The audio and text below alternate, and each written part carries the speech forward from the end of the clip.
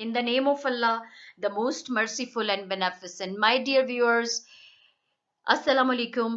Today I have brought a brief summary and the story of the novel, very famous novel, A God in Every Stone, written by Kamila Shamsi. बहुत से लोग इसमें बहुत confused हैं, उनको story की समझ नहीं आती क्योंकि कामिला शमसी ने बहुत से लाइक इन एंशंट 515 बीसी 515 कबल मसीह के जो ग्रीक जो नेविगेटर्स थे, हिस्टोरियंस थे, वो वहां से अपनी स्टोरी स्टार्ट कर रही हैं अपने डिफरेंट कैरेक्टर्स के जरिए। वहां से नेविगेशन का जो सिलसिला शुरू हुआ, एक्सप्लोरेशंस का जो सिलसिला शुरू हुआ उस जमाने में, यानी एक हेरोडोटस एक जैसे बहुत ही फेमस हिस्टोरियन था, उसको शौक था कि वो दूसरे ममालिक में वो दुनिया को एक्सप्लोर करे और हिस्ट्री लिखे। तो इसी तरह वहां से ये एक सिलसिला शुरू हुआ। फिर आहिस्ता आहिस्ता वो इसको कनेक्ट करती जा रही हैं इवेंट्स को। वहां से वो स्टार्ट करती हैं एंशंट ग्रीक 515 बीसी से लेके, वो फिर इवेंट्स को कनेक्ट करते करते कॉलोनाइजेशन की तरफ आ रही हैं कि ये जो कॉलोनाइजेशन का सिलसिला शुरू हुआ था, ये it has its roots in 515 BC. ये वहां से ये कॉलोनाइजेशन, यानी ये इसकी रूट्स वहां पे हैं कि लोगों के अंदर ये जो एक एक्सप्लोरेशन की जो एक पैशन जागा उनके अंदर कि हमें जाना चाहिए, दूसरे ममालिक को एक्सप्लोर करना चाहिए, वहां के कल्चर को, वहां के सिविलाइजेशन कल्चर को एक्सप्लोर करना है, डिस्कवर करना है। वहां पे वो लोग जाके आबाद हो गए आहिस्ता आहिस्ता, और यही चीज it led to the colonization, like British colonization in the subcontinent। बरता फिर ऐसा ही हुआ कि अंग्रेजों ने भी यहाँ पे कॉलोनीज, जैसे Marco Polo, Vasco da Gama, Christopher Columbus, ये निकले अपने इलाकों से बाहर, इन्होंने दुनिया डिस्कवर की। खास तौर पे मार्को पोलो ने ईस्ट की तरफ सफर किया, वो यहाँ चाइना की तक आया, यहाँ पे मुस्लिम कल्चर को उसने स्टडी किया, सिविलाइजेशन को, स्पाइसेस को, क्योंकि मुस्लिम्स तो बहुत रिच थे, उनकी तो लाइफ्स बहुत पहले से बहुत ज्यादा डेवलप थी, जबकि यूरोप उस टाइम डार्क एजेस से गुजर रहा था। वो बहुत बैकवर्ड इलाके थे यूरोप में, उनके तो किंग्स यूरोप के बहुत ज्यादा गरीब थे।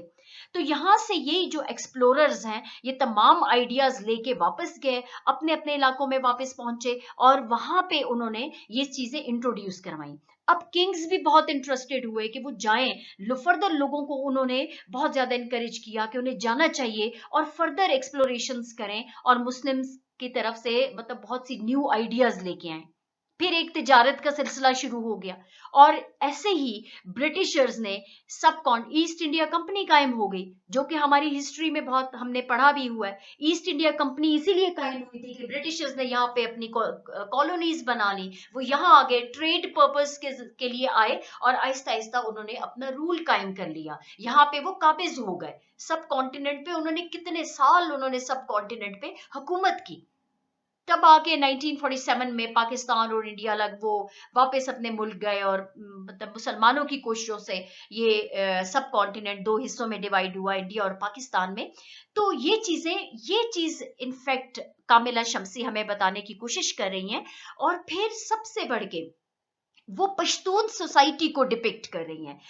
Basic purpose, the whole novel revolves around the representation of the Pashtun society. उन्होंने पश्तून्स के बारे में हमें बताया कि ये लोग कैसे लोग हैं, ये बहुत डिवोटेड लोग हैं। शी उसने यहाँ पे प्रूव किया, यहाँ पे इस चीज को प्रूव किया कि ये बहुत डिवोटेड लोग हैं, बहुत सिंसियर लोग हैं, इन्होंने हमेशा जब भी किया पीसफुल प्रोटेस्ट किया। लेकिन जब इनके जाती जिंदगी में किसी ने इंटरफेयर करने की कोशिश की, इनके पीस को, इनके अमन को, सुकून को डिस्टर्ब करने की कोशिश की, तो ये लोग उनके सख्त दुश्मन बन गए। जबकि बजाते खुद Pashtun society is a very peaceful and beautiful society as far as its culture, its customs, its civilisation is concern. जहां तक इनके कस्टम्स का richest culture in the world is found in the Pashtun society.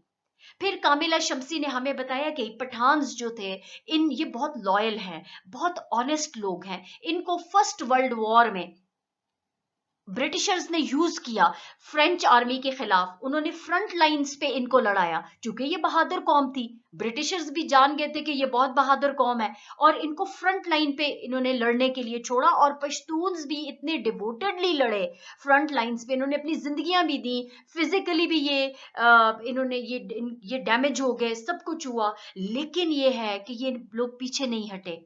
लेकिन जब ये जख्मी हुए, इन सोल्जर्स को, ये जो पठान सोल्जर्स हैं, इंडियन सोल्जर्स हैं, इनको जब लाया गया, हॉस्पिटल्स के अंदर लाया गया, तो ब्रिटिश आर्मी ने इनको बहुत इंडिफरेंटली ट्रीट किया। ब्रिटिशर्स ने, यानी अपनी जो फीमेल नर्सेज हैं वो वहां से हटा दी। उन्होंने कहा हम इन नेटिव्स पे यकीन ही नहीं करते, हम अपनी फीमेल्स को इनकी खिदमत के लिए नहीं छोड़ सकते। उस वक्त पश्तून्स को अंदाजा हुआ, कि पठानों को अंदाजा हुआ कि उन्होंने बहुत गलती की, क्योंकि उनको तो एज अ टूल इस्तेमाल किया जाता रहा आर्मी में। उनको एज अ टूल, उनको तो बस यूज किया जाता रहा, क्योंकि वो बहादुर थे, वो लड़ रहे थे, ब्रिटिश आर्मी तो पीछे थी, और उनको मरने मारने के लिए आगे छोड़ दिया गया। तो अब जब उनको जरूरत है कि उनकी खिदमत की जाए, उनको ट्रीट किया जाए, क्योंकि वो जख्मी हो चुके हैं, तो ब्रिटिशर्स जो हैं वो उन्होंने एक इनडिफरेंट एटीट्यूड शो कर लिया। यहां से उन्होंने कहा, कामिला शम्सी कहती है कि अगर आपने लड़ना है तो वो अपने लैंड के लिए लड़ें, अपने लोगों के लिए। बहुत फेमस कोट यहाँ पे मैंने आगे अपनी वीडियो में, अपनी स्लाइड पे शो भी किया है, a God in every stone में से ही वो कोट उठाया गया। If a man is to die defending a field, let the field be his field, the land his land, the people his people. यानी वो कहती है अगर आपने लड़ना ही है तो हमेशा अपने लोगों के लिए लड़ें, अपनी जमीन के लिए लड़ें, अपने मुल्क के लिए लड़ें, अपने उसके लिए लड़ें। यानी वो ये एक सबक था, ये एक लेसन था, which is learned by the Indians, कि उनको लड़ना ही था तो अपनी फ्रीडम के लिए लड़ते। अपने ब्रिटिश राज से वो तो समझ रहे थे कि वो they are the loyal people, Britishers are the loyal people, लेकिन अब पता चला कि they mean only to enslave the people of the subcontinent. और उसके बाद ये नजीब और कयूम, कयूम है ये सिपाही था, 22 साल नौजवान, जिसने ब्रिटिश आर्मी में ये फर्स्ट वर्ल्ड वॉर में लड़ा, लेकिन उसने बहुत बिटर लेसन उसे मिला, कि उसको उसके क्लोज फ्रेंड से भी ना मिलने दिया उसके बाद हॉस्पिटल में, और उसको सब बुरा सलूक किया गया।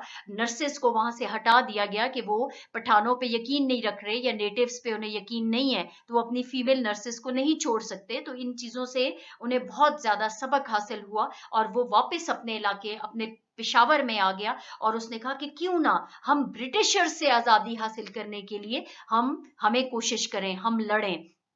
फिर जब वो पेशावर आया, तो डिफरेंट कैरेक्टर्स के जरिए कामिला शम्सी ने हमें पेशावर के कल्चर के बारे में बताया, उनकी लैंग्वेज के बारे में, उनकी ट्रेडिशंस के बारे में, उनकी फीमेल्स के बारे में बताया कि फीमेल्स का क्या स्टेटस है, और जो मर्द हैं उनका क्या स्टेटस है।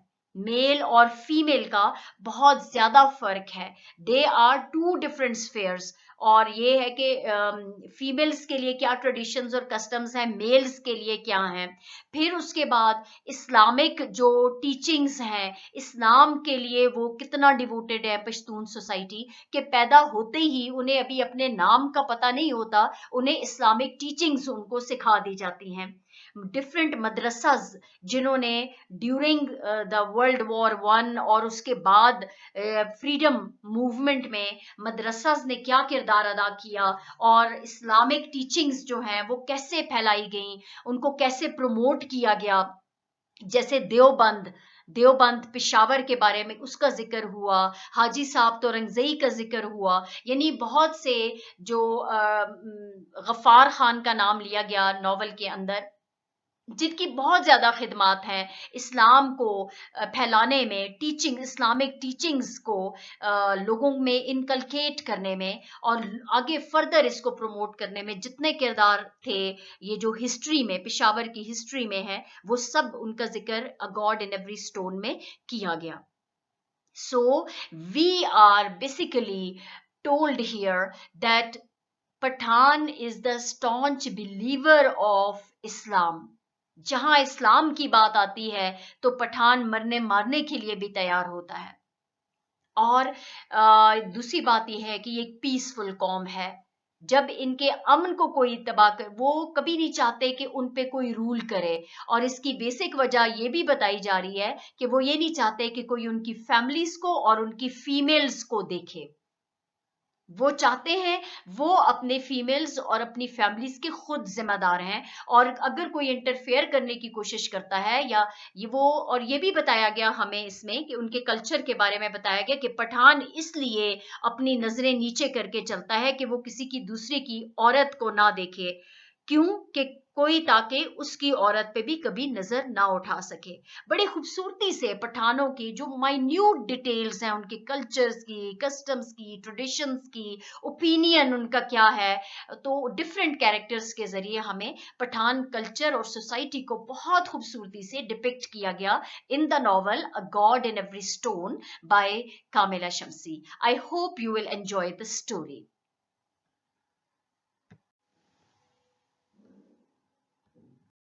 First of all we will see the significance of the title, कि इस नॉवल का नाम a God in every stone क्यों रखा गया। जैसे हम अपनी जुबान में कहते हैं कि पत्थर उठाओ तो ये चीजें मिलती हैं, यानी बहुत कसरत से हैं। तो इस नॉवल में गॉड इज प्रेजेंट एवरीवेयर। ये टाइटल क्यों रखा गया? Let us see on this slide the depiction of Pashtun society is largely given with religious fundamentalism as they are the staunch believers of Islam and they follow Islam blindly. A God in every stone जो novel है उसके अंदर Pashtun society की तमाम और उन लोगों की तमाम कैरेक्टरिस्टिक्स बयान की गई हैं, उनकी पर्सनालिटी ट्रेट्स बयान किए गए हैं, जिसमें कामिला शम्सी ने देखा कि उनका उनके रिलीजन के साथ जितनी अटैचमेंट है, जितनी एफिलिएशन है, वो उसने कामिला शम्सी ने कहीं और नहीं देखी सिवाय पश्तून सोसाइटी की। उनका बच्चा, वो कहती है कि बच्चा अभी पैदा होता है, बच्चे को अपना नहीं पता होता, अपने नाम का नहीं पता होता, उसको अपने मजहब के बारे में सिखा दिया जाता है। And then he blindly follows the teachings of Islam. वो कोई लॉजिक नहीं उसके वो होता, कोई रीजनिंग नहीं करता, वो जो उसको सिखा दिया जाता है शुरू से वो वही करता है। और उसने कहा कि पश्तून को मैंने जितना नमाज बाकायदगी से अदा करते हुए देखा, जितना अल्लाह के साथ उनकी अटैचमेंट देखी मैंने, और हर बात में वो रिलीजन को फॉलो कर रहे हैं, अपने कस्टम्स में भी, अपने मतलब जितने वो अपने बड़ों की रिस्पेक्ट करते हैं, वो लॉयल हैं, उनके अंदर लॉयल्टी है, बहुत ज्यादा पाई जाती है। यानी ये सब चीजें जो हैं वो डेफिनेटली वो मजहब से रिलेट करती हैं। वो कहते हैं कि हमें हमारा मजहब ये चीज सिखाता है कि हम जुड़ के रहें अपने वालिदैन से, और अपने अपने रिलीजन से लॉयल्टी, अपने मुल्क से loyalty. Shamsi in a novel incarnated Pashtuns with Islamic teaching. उसने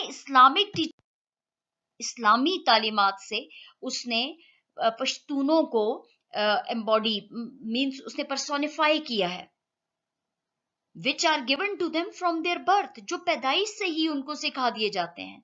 Since it is clear that novel follows different representation of Pashtuns, but despite of the fact their affiliation with the Islam was exception at the time of war। और यहाँ पे इस novel में first world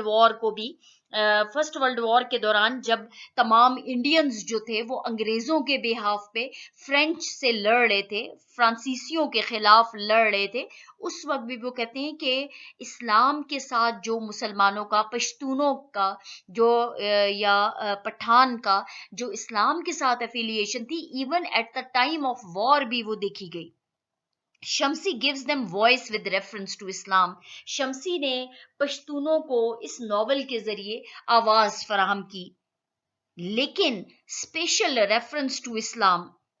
God in every stone is the very clear example of Pashtun's affiliation with Islam. So Pashtuns are known as passionate and viable in religion, especially Islam. They take direction from their religion in practically every part of their life that has been depicted by Kamila Shamsi in the novel. अब आपको पता चल गया dear viewers के novel का नाम a God in every stone क्यों रखा गया, कि जिंदगी के हर हर एस्पेक्ट में, हर हर कदम पे पश्तून्स जो हैं वो इस्लाम से गाइडलाइन लेते हैं, वो इस्लाम से रहनुमाई हासिल करते हैं। So she has found God everywhere in Peshawar, in the life of the Pathan. Now see the description of the novel through Herodotus. Herodotus, अब नाजरीन हेरोडोटस कौन है? हेरोडोटस जो है वो ग्रीक हिस्टोरियन है, कदीम यूनान का एक तारीखदान था, and geographer from the Greek city of Halicarnassus, part of the Persian empire. वो जियोग्राफर भी था और वो एक हिस्टोरियन था जो तारीख लिखा करता था. अब उसके जरिए कामिला शम्सी हमें एंशंट, बहुत कदीम जमाने के का जो इलाका है Caria, Caria is found in Anatolia, Turkey.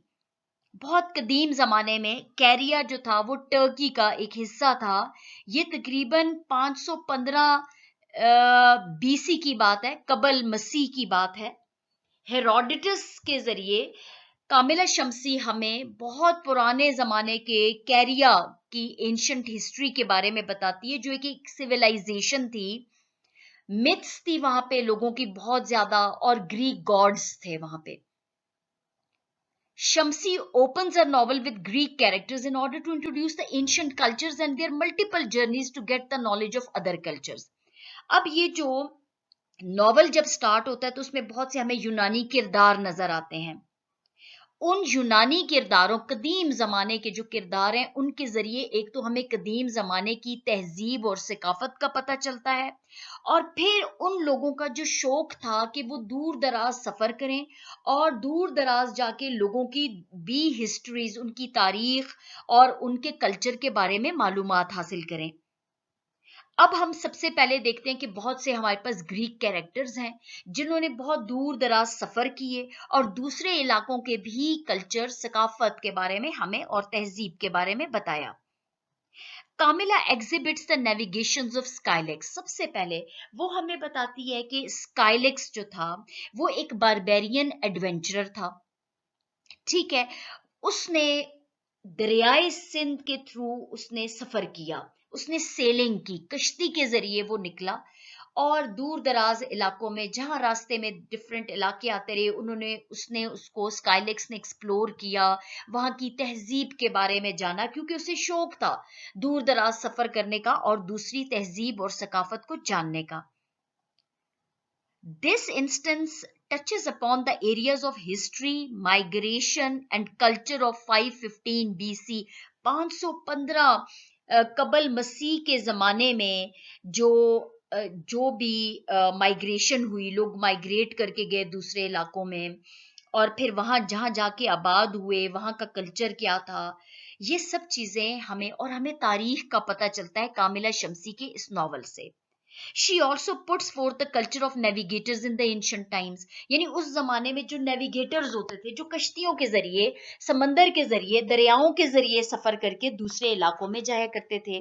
The author traces the ancient cultural practice of sponsoring the journeys, which afterwards boosts migration for the archaeology, excavations, and also plants the roots of colonization in the Western culture.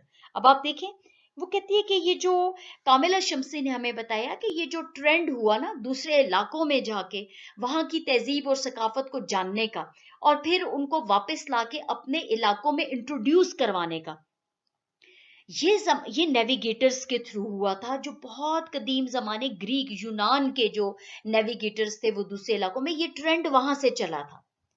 और कहाँ आके ये and हुआ जब westerns ने, roots of colonisation यहीं से तो बनी थी, या ये जो कॉलोनाइजेशन की जड़ें हैं ये एंशंट ग्रीक माइथोलॉजी और ये जो नेविगेटर्स थे इन्हीं के जरिए तो ये रूट्स थी, और उन्हीं यही आगे जो है ये लोगों को सिखाते गए, और कॉलोनाइजेशन तो यही थी.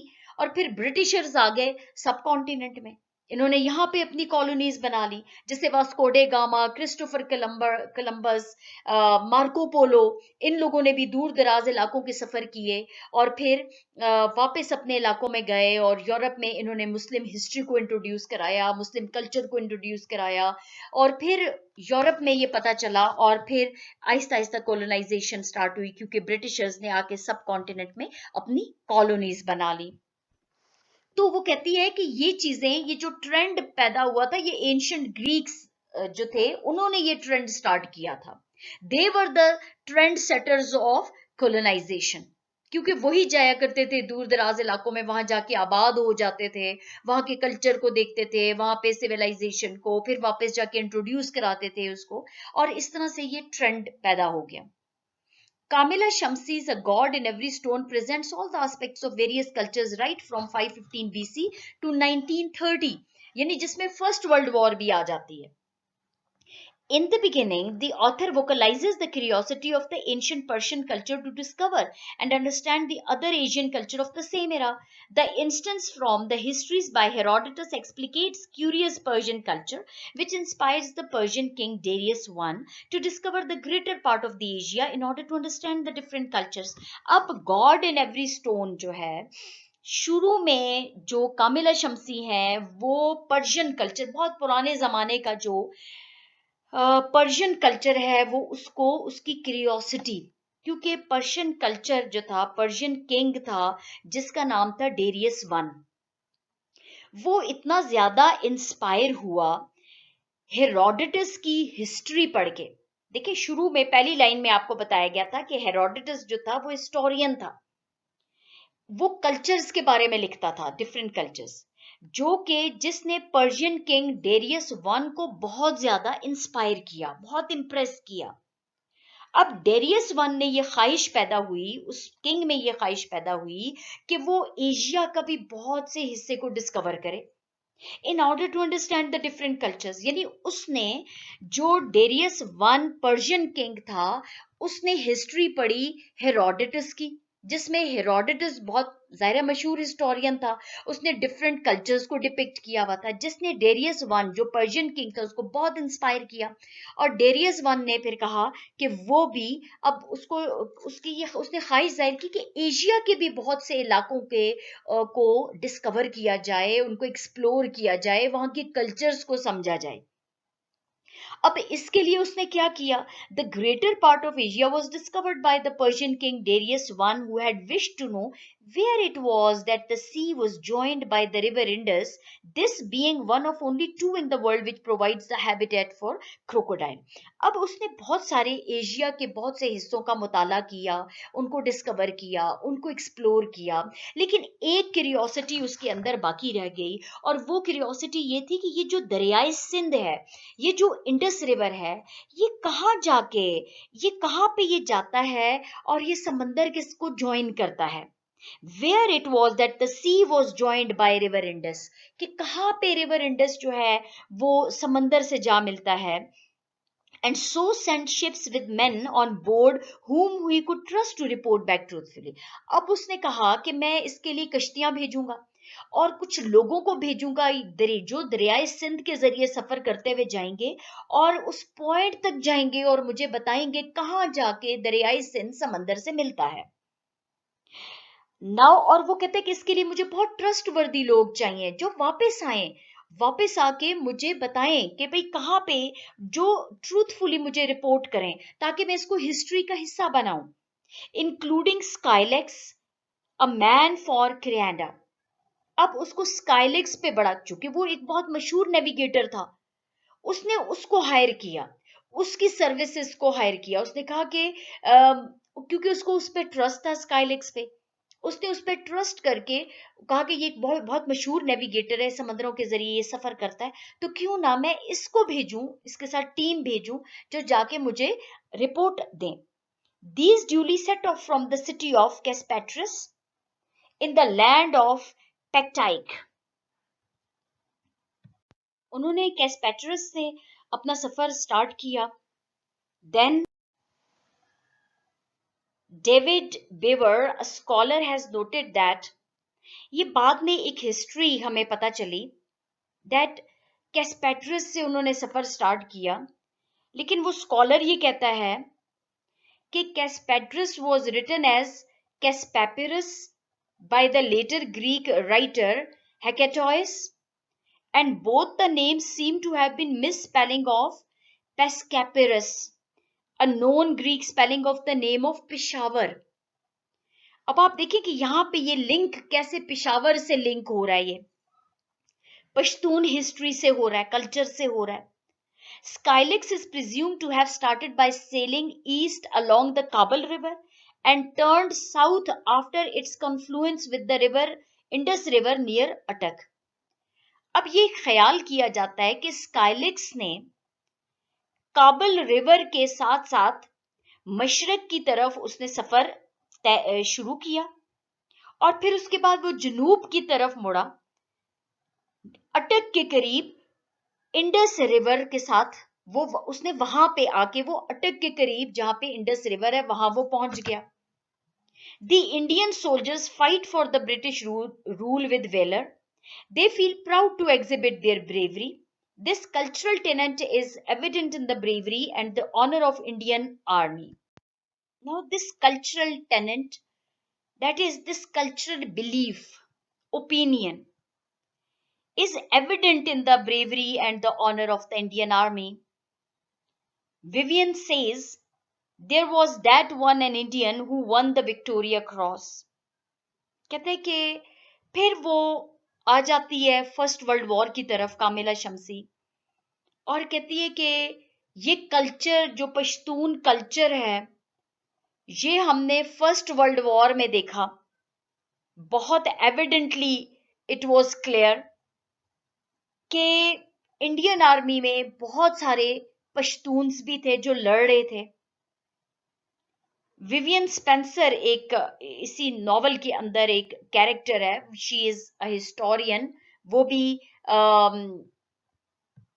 आर्कियोलॉजिस्ट है. वो कहती है कि there was that one an Indian who won even the Victoria Cross भी उसको मिला. I read about him and I thought there is a compact between us, the Indians and the English. We'll honor their bravery as we would that of an English soldier, and in run they fight our wars with as much fervor as any Englishman would do. देखें यहाँ पे Indian army जो है जिसमें Muslims भी थे, specially Pashtuns थे, तो वो कहती है विवियन स्पेंसर जो थी वो ये कैरेक्टर है इसके अंदर, अ गॉड इन एवरी स्टोन, इसमें ये कैरेक्टर है और वो आर्कियोलॉजिस्ट है. वो ये कहती है कि हम उनकी भी इंडियंस जो थे हम उनकी बहुत ज्यादा रिस्पेक्ट करते हैं जैसे हम अपने इंग्लिश सोल्जर्स की करते हैं. Kamila Shamsi narrates how the regiment holds soldiers from various और varied communities of India. Pathans थे, Punjabis थे, उनमें Dogras थे, Pashtuns थे. In India, as people different from different cultures and religions live together, they can understand each other's language, but the white-skinned people can't understand each other's language. This linguistic diversity is a cultural marker of India, which is not common with the Europeans. कहते हैं India में वो कहती है कि एक खास बात मैंने ये देखी है कि चाहे वो पंजाबी हैं, पश्तून्स हैं, वो सिंधी हैं, वो बलोची हैं, वो डोगराज हैं, वो जो लोग भी हैं उनकी एक कॉमन लैंग्वेज भी है जो वो एक दूसरे से कम्युनिकेट करते हुए, अगर अपनी कम्युनिटी के अंदर वो अपनी लैंग्वेज बोलते हैं लेकिन एक दूसरे के साथ वो जब लैंग्वेज बोलते हैं तो वो एक दूसरे की लैंग्वेज को समझते हैं. जबकि हम इंग्लिश लोग जो हैं, हमारी जो इंग्लिश कम्युनिटी है, हम हर दूसरे फासले पे there is a diversity of languages जो हम एक दूसरे की जुबान नहीं समझते. इंग्लिश लोग हैं वो फ्रेंच नहीं समझते, जो फ्रेंच हैं वो इंग्लिश नहीं समझते. तो वो कहती है कि ये खूबी है इंडियंस के अंदर, चाहे जितने भी कम्युनिटीज आबाद हैं सब एक लैंग्वेज को समझते हैं और एक लैंग्वेज में, कॉमन लैंग्वेज में एक दूसरे से कम्युनिकेट करना जानते हैं. Kayum observes how the French girl doesn't understand English. This cultural identity and dichotomy get revealed in. It was only then he realized they had not said a word to each other, and when he spoke to her in his broken English, she shook her head and laughed. He has assumed all white people could understand each other's language in the way all the Indians in the army had at least one tongue in common. वो कहती है कि white लोगों के भी एक टंग होनी चाहिए कॉमन जिसमें वो एक दूसरे से कम्युनिकेट कर सकें. जबकि Indians are very happy because they can easily communicate with each other, they can understand each other. अब आपको बताया जा रहा है स्लाइड में कि ज्यादातर जो नॉवल का हिस्सा है वो फर्स्ट वर्ल्ड वॉर को कवर कर रहा है, और इसमें बहुत सी ऑब्जर्वेशंस हैं कामिला शम्सी की। वो कह रही है कि ये 1914 से 1930 के दरमियान के इवेंट्स को कवर कर रहा है। ये स्टोरी है एक 20 साला नौजवान सिपाही है जो पश्तून है, जिसका नाम कयूम है, और विवियन स्पेंसर एक एक नौजवान बर्तानिया की एक औरत है जिसका जो आर्कियोलॉजी में बहुत ज्यादा इंटरेस्ट रखती है। अब चूंकि cost in the immense upheaval of the first World war, सारे दोनों जो है वो फर्स्ट वर्ल्ड वॉर के दौरानिए से गुजरे हैं। दोनों कैरेक्टर्स जो हैं उनके बहुत से लॉसेस भी हुए हैं। ठीक है, डेफिनेटली वर्ल्ड वॉर ने बहुत कुछ उनसे भी छीन लिया। एक तरफ पठान है, अंग्रेज है, यानी ये ना सिर्फ पठानों का लॉस हुआ है, कामिला शम्सी कहती कि अंग्रेजों का भी बहुत ज्यादा इसमें लॉसेस हुए। और फिर उन्होंने डिस्कवर किया, जंग के बाद उन्होंने डिस्कवर किया कि what one has to pay as the cost of betrayal, कि जब आप अपने मुल्क से धोखा करेंगे, अपने मुल्क से दगा करेंगे, तो आपको उसका क्या नुकसान, उसकी क्या कीमत चुकानी पड़ेगी। और लॉयल्टी का असल मीनिंग क्या है? वफादारी, अपने मुल्क से, अपनी जमीन से, अपने लोगों से, अपनी लैंग्वेज से जो वफादारी होती है, उसका मतलब क्या होता है। असल चीज ये बताने की कोशिश की गई। The novel opens with the quotes from Herodotus and scraps from the life of ancient adventurers Scylax, जो मैं आपको पहले बता चुकी हूँ। We soon learn that he was the faithful servant of the empire who came to decide that his loyalties lay with his own people rather than to the Persian emperor Darius. अब देखिए, Darius one ने स्काइलेक्स को भेजा। ठीक है, स्काइलेक्स एक बड़ा अच्छा नेविगेटर था, बड़ा मशहूर था, बड़ा अच्छा राइटर भी था। उसको उसने भेजा कि वो और उसने कहा कि ये यकीनन मुझसे लॉयल्टी शो करेगा। लेकिन स्काइलिक्स को बाद में एहसास हुआ कि why shouldn't he work for his own country, for his own people, for his own history. वो क्यों डेरियस वन के लिए इतनी ज्यादा मेहनत करके उसको सारी इंफॉर्मेशन प्रोवाइड करेगा, और why shouldn't he do for his own country, ये इंफॉर्मेशन वो अपने मुल्क क्यों नहीं लेके जाता, वो सारा क्रेडिट अपने मुल्क को क्यों नहीं देता, खुद क्यों नहीं, वो डेरियस वन को क्यों सारा क्रेडिट दे रहा है। जाहिर है ये तो फिर उनका क्रेडिट होगा कि भाई उन्होंने ये हिस्ट्री डिस्कवर की थी। अब उसने कहा ये story is connected to the present of the novel. अब देखिए, उस टाइम स्काइलेक्स को पता चला कि instead of working for Darius one, Persian king के लिए, उनके लिए काम करने की बजाय उसे अपने अपने मुल्क के हुक्मरान के लिए काम करना चाहिए, अपने मुल्क के लिए काम करना चाहिए, क्रेडिट उसके मुल्क को जाना चाहिए। अगर वो इतनी ज्यादा एक्सप्लोरेशंस करके लाएगा, इतनी इंफॉर्मेशन लेके आएगा, तो वो पर्शियन किंग को और पर्शिया को क्यों दे रहा है, वो अपने मुल्क को ये इंफॉर्मेशन क्यों नहीं प्रोवाइड कर रहा। जब उसको ये एहसास हुआ, तो ये चीजें असल में कामिला शम्सी जो है वो लिंक कर रही है आगे आके फर्स्ट वर्ल्ड वॉर के साथ, कि फर्स्ट वर्ल्ड वॉर में इंडियंस जो है वो ब्रिटिश आर्मी के लिए लड़े। लेकिन क्या हुआ at the end of the war, जब वॉर खत्म हो गई, तो उन्होंने क्या सलूक किया इंडियंस के साथ। कितने ही लोग जख्मी थे, वो हॉस्पिटल्स में पड़े हुए थे, उनको उनके अजीजों से नहीं मिलने दिया जा रहा था। उनसे तमाम जो नर्सेस थी, उनकी जो अंग्रेज नर्सेस थी, उनकी सर्विसेज वहां से हटा दी गई। उन्होंने कहा कि हमें इंडियंस पे ट्रस्ट नहीं है और हम अपनी फीमेल नर्सेस को इनके पास नहीं छोड़ सकते इनकी खिदमत के लिए। जबकि और उस वक्त उनको पता चला, इंडियंस को पता चला कि काश उनके लिए, अंग्रेजों के लिए वफादारी की बजाय वो अपने मुल्क से, अपनी जमीन से, अपने लोगों से वफादारी करते, तो वो किसी मुकाम पे पहुंचते। ये चीज, ये कनेक्शन है उसके दौरान। His story is connected to the present of the novel, firstly through the quest for his missing silver headpiece, and secondly through the obvious now see, पहले स्काइलेक्स को डेरियस वन ने एक हेड पीस दिया, एक circlet दिया, उसके एक ring दिया, ताकि वो अपने सर के इर्द गिर्द वो रिंग लगा दे। लेकिन अचानक वो रिंग जो है वो गुम हो गया। गुम होने का मतलब ये था कि उसने अपनी वफादारी लूज कर दी पर्शियन किंग के लिए, और वो अपने मुल्क के लिए वफादार हो गया। सेकेंडली, अब आप देखें कि obvious analogy between the trusted Scylax and other servants of empire in the, अब ये है कि उसने स्काइलेक्स पे ट्रस्ट किया, लेकिन स्काइलेक्स ने वो हेड पीस, पता चला डेरियस वन को कि उसने कहीं गुम कर दिया। It means he has lost the loyalty for the Persian king. Tahsin Bey, the Armenian Turk, who secretly supports the cause of independence, and the other loyal Pashtuns who are sent to the front lines in France to fight for the British Empire and then begin to question where their allegiance really lies. यानी वो कहता है कि तहसीन बे एक Armenian, ये Turkey से belong करने वाला ये था, ये भी आर्कियोलॉजिस्ट था, जो कि सीक्रेटली इंडिपेंडेंस को सपोर्ट कर रहा था, जबकि दूसरे जो लॉयल पश्तून्स थे, जो कि जिनको भेजा गया आगे फ्रंट लाइंस पे लड़ने के लिए भेज दिया गया ब्रिटिश एम्पायर के जरिए, और फिर उन्होंने खुद से ये सवाल करना शुरू किया, जब वॉर खत्म होगी तो उन्होंने सवाल किया कि उनकी वफादारियां असल में कहाँ होनी चाहिए, where do they lie. If a man is, और ये बड़ा फेमस कोट है नॉवल में से, if a man is to die defending a field, let the field be his field. अगर उसने अपनी जमीन को बचाने के लिए, उसके तहफ़्फ़ुज़ के लिए लड़ना है, अपनी जमीन के तहफ़्फ़ुज़ के लिए, तो वो क्यों ना उसकी अपनी जमीन हो, वो किसी की जमीन के लिए क्यों लड़े। Late the field be his own field, the land his land, अपनी जमीन, अपने वतन के लिए लड़े, द पीपल हिज पीपल, जिन लोगों के लिए लड़े वो उसके अपने लोग होने चाहिए, ना कि वो दूसरे गैरों के लिए लड़े और जब लड़ाई खत्म हो जाए तो उसकी कोई इंपॉर्टेंस ना रहे।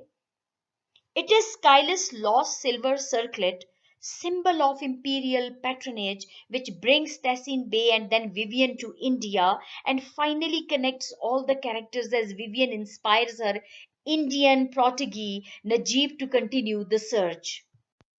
Then Vivian, यानी ये Vivian inspires her Indian protege Najib. वो अपना जो इंडियन प्रोटेजे था, a person who is guided, protégé means a person who is guided and supported by an older and more experienced person, कि वो continue करे search को, इस search को कि कहाँ पे स्काइलेक्स ने अपना वो जो हेड पीस था उसने कहाँ पे खो दिया। तहसीन बे भी, चूंकि आर्कियोलॉजिस्ट था, वो भी चाह रहा था कि वो ढूंढे उसको सर्कलेट कहाँ से मिलेगा। विवियन जो है वो इंडिया आ गई और वहां पे उसने सर्च शुरू कर दी। Finally connects all the characters, ये सारे कैरेक्टर्स एक दूसरे से मिलते हैं, और इंडिया में जो विवियन स्पेंसर जो थी, ये इंडिया में एक उसका प्रोटेजे था नजीब, उसको कहती है कि वो इस सर्च को कंटिन्यू करे। A God in Every Stone by Kamila Shamsi is an engrossing, multi-layered novel which starts in July 1914. A young full English woman, Vivian Spencer, joins the Turkish prehistorian Tehsin Bey at a delve in Labronda in Turkey.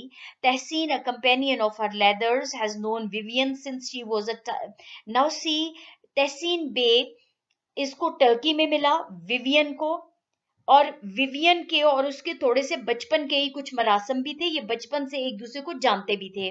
She was a tyke when he used to amuse her with accounts of Skylax and his disloyalty of Darius, the emperor of Persia.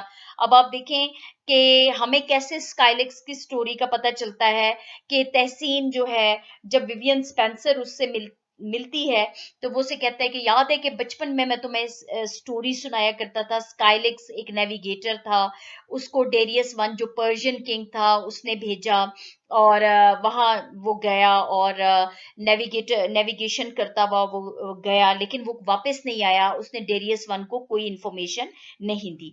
स्काइलेक्स was told to follow the course of Tendis river and his adventure begin is Caspatyrus, presently Peshawar. यानी उस वक्त कहते हैं कि ये miss spell हुआ है, ये कैस्पेट्रस जो था, जो आज का पेशावर है, ये उस टाइम पे कैस्पेट्रस कहलाता था।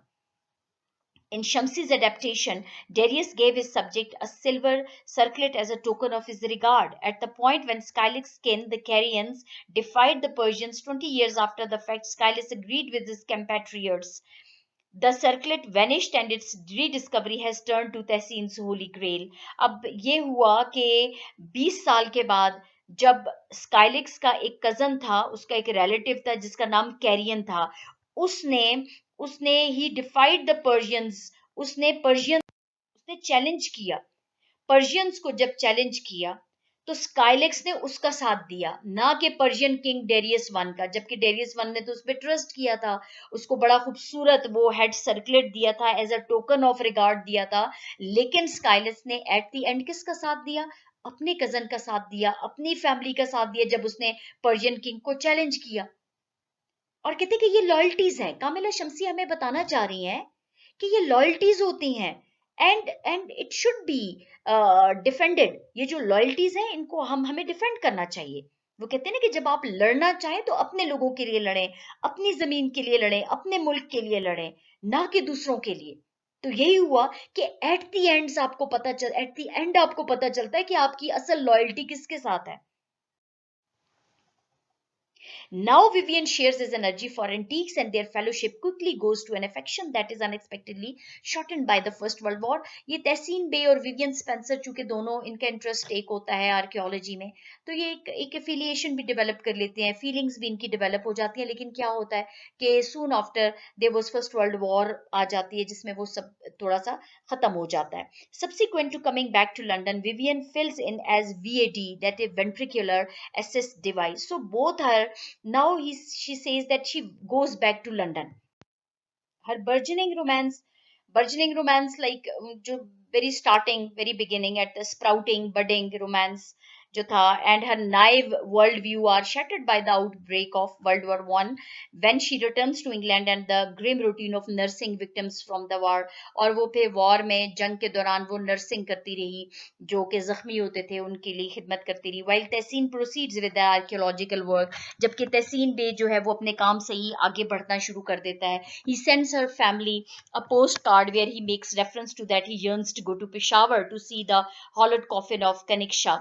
और वो फिर अपनी फैमिली को एक खत लिखता है, वो कहता है कि वो चाहता है कि वो पिशावर जाए, चूंकि उसने पुराने जो है वो स्काईलिक्स की कहानी पढ़ी हुई होती है कि, और जिसने सफर स्टार्ट किया और वो आ गया, तो वो फिर अपने फैमिली को कहता है कि वो भी accepting that Tessin is urging her to get away from the war in this shelter in the midst of times long past. Vivian convinces her family to enable her to go there.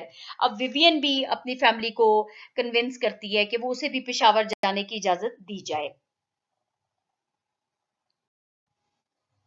Now Vivian meets Qayyum and Najib. अब simultaneously Qayyum, a Pashtun officer, is coming back from Europe. अब ये जब आ रही है, पेशावर आ रही है, तो वो कयूम से मिलती है। कयूम एक 20 साला सिपाही है जो कि अंग्रेजों की फौज के लिए लड़के फ्रेंच आर्मी से वो अब वापस आ रहा है अपने homeland. He had presented with the 40th Pathans on the Western Front and saw unspeakable detestations. अब उसको, हालांकि वो बहुत बहादुरी से फ्रंट लाइन पे लड़ा। यहाँ पे कामिला शम्सी जो है वो हमें पठानों की बहादुरी के बारे में भी कहते हैं कि तमाम पठान जो थे वो फ्रंट लाइन पे जाके लड़े। Released in the wake of losing an eye at Ypres, Qayyum is making a beeline for an unsure future. अब जाहिर है कयूम जो है वो फ्रंट लाइन पे लड़ रहा था, उसमें एक आंख भी उसकी जाया हो गई। अब उसे ये था कि पता नहीं उसका अब क्या फ्यूचर होगा। अब वापस वो अपने मुल्क आ रहा है, अपनी लोकल सिटी पिशावर की तरफ वापस आ रहा है, लेकिन वो अनसर्टन है। जब वो ठीक था तो वो लोगों के लिए लड़ता रहा सब कुछ, लेकिन अब वापस आ रहा है अपने अपने लोकल सिटी, वहां उसका क्या फ्यूचर होगा। Qayyum, the protagonist of the novel, get disappointed by knowing that his eyes cannot be recovered. That was the result of the war, and he was busy all the time that he has to live now with one eye. He thinks how he can supposed to deal with the world with a single eye. वो एक आंख से कैसे दुनिया को deal कर सकेगा वो? He will never be able to enjoy the charm of the city. Now he can't imagine about climbing a tree and visiting the crowded streets of Peshawar. वो कहता वो कैसे उसी तरह से जैसे वो पहले जिंदगी गुजारा करता था, दरख्तों पे चढ़ता था, अपने अपने इलाके में वो फ्रीली घूमा फिरा करता था, पेशावर की गलियों में, क्राउडेड गलियों में घूमा फिरता था, लेकिन अब वो ऐसे कैसे कर पाएगा? Sent to fight alongside the British in France during the First World War, he is initially in love with his new world and full of pride for both his people and their service to empire. जब वो गया था लड़ने के लिए तो तब तो वो बहुत प्राउड था कि वो जा रहा है और अपने एम्पायर के लिए लड़ेगा। In battle he loses an eye, and as he recovers in the hospital in Brighton, he begins ironically to see his situation differently. अब आप देखें, दो आंखों से वो अपनी सिचुएशन नहीं देख पाया।